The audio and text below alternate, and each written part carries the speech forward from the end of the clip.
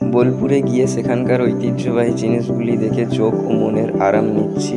মনোমুগ্ধকর পেন্টিং আর্টগুলো পেতে রাখা হয়েছে, সাথে রয়েছে রবি ঠাকুরের ছবিও।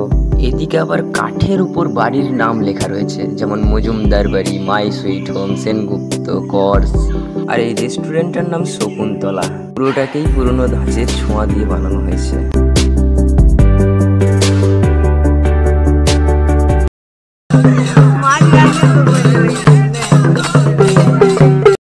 মাটির কলসি, মাটির দেয়াল, কাঠের দরজা, ঘাসলতা পাতার ছোঁয়া, ঝুলন্ত লণ্ঠন, এসব দিয়ে সেজে উঠেছে নতুন অথচ পুরনো গীতবিতান।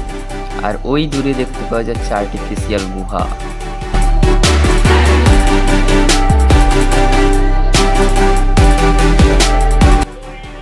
দই রাবড়ি, দই দই দই।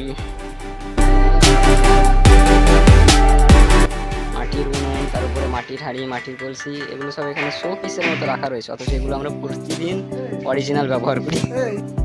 কিচ্ছু বলবো না, খালি জিনিসের দামগুলো দেখো একবার। মানে এরাও জানে যে এখানে মানুষ পয়সা খরচা করতে আসে।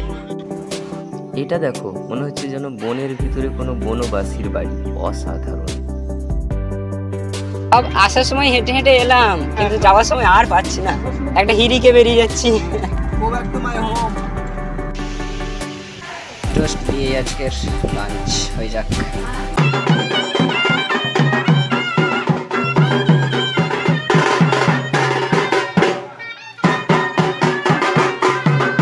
আর একে দেখো, মার্বেলের ওপর বসে জিভ বার করে কেমন আরাম করছে।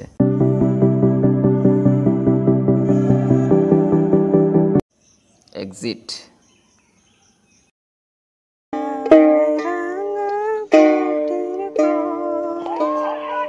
এই